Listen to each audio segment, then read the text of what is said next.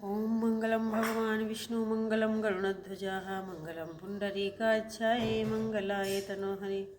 फागुन मास कृष्ण पक्ष की विजया एकादशी का महात्म्य। युधिष्ठिर ने पूछा, वासुदेव, फागुन के कृष्ण पक्ष में किस नाम की एकादशी होती है? कृपा करके सुनाइए।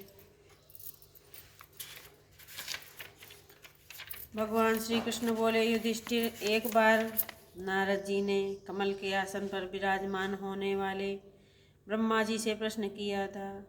सुरश्रेष्ठ, फागुन के कृष्ण पक्ष में जो विजया नाम की एकादशी होती है, कृपया उसके पुण्य का वर्णन कीजिए। ब्रह्मा जी ने कहा, नारद सुनो, मैं एक उत्तम कथा सुनाता हूँ जो पापों का भरण करने वाली है। यह व्रत बहुत ही प्राचीन, पवित्र और पापनाशक है। यह विजया नाम की एकादशी राजाओं को विजय प्रदान करती है, इसमें तनिक भी संदेह नहीं है।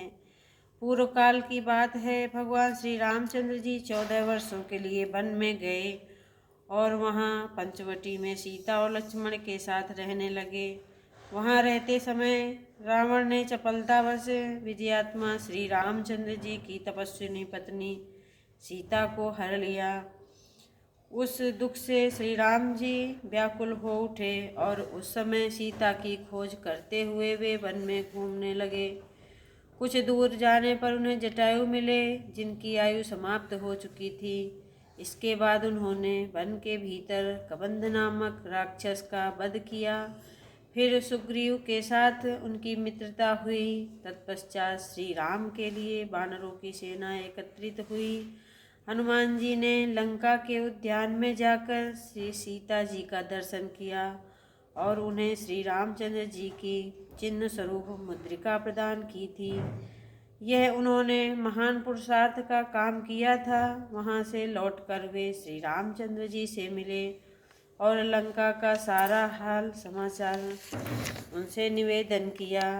हनुमान जी की बात सुनकर श्री राम ने सुग्रीव की अनुमति ले लंका को प्रस्थान करने का विचार किया और समुद्र के किनारे पहुंचकर उन्होंने लक्ष्मण से कहा, सुमित्रा नंदन, किस पुण्य के प्रभाव से इस समुद्र को पार किया जा सकता है? यह अत्यंत अगाध और भयंकर जल जंतुओं से भरा हुआ है। मुझे कोई उपाय नहीं दिखाई देता जिससे इसको सुगमता से पार किया जा सके। लक्ष्मण बोले, महाराज, आप ही आदिदेव और पुराण पुरुष पुरुषोत्तम हैं। आपसे क्या छिपा हुआ है? यहाँ द्वीप के भीतर बकदालभ्य नामक मुनि रहते हैं। यहाँ से आधे योजन की दूरी पर उनका आश्रम है। रघुनंदन, उस प्राचीन मुनीश्वर के पास जाकर उन्हीं से इनका उपाय पूछिए।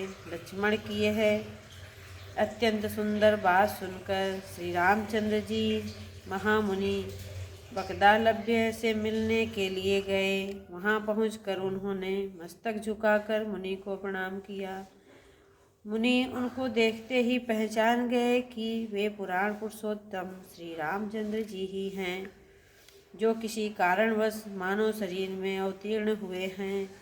उनके आने से महर्षि को बड़ी प्रसन्नता हुई और उन्होंने पूछा, श्री राम, आपका कैसे यहाँ आगमन हुआ? श्री राम बोले, ब्राह्मण, आपकी कृपा से राक्षसों सहित लंका को जीतने के लिए सेना के साथ समुद्र के किनारे आया हूँ। मुने, अब जिस प्रकार समुद्र पार किया जा सके वह उपाय बताइए, मुझ पर कृपा कीजिए। बकदालभ्य ने कहा, श्री राम, फाल्गुन के कृष्ण पक्ष में जो विजया नाम की एकादशी होती है, उसका व्रत करने से आपकी विजय होगी। निश्चय ही आप अपनी वानर सेना के साथ समुद्र को पार कर लेंगे। राजन, इस समय व्रत की फलदायक विधि सुनिए। दशमी का दिन आने पर एक कलश स्थापित करें। वह सोने, चांदी, तांबे अथवा मिट्टी का भी हो सकता है। उस कलश को जल से भरकर उसमें पल्लव डाल दें।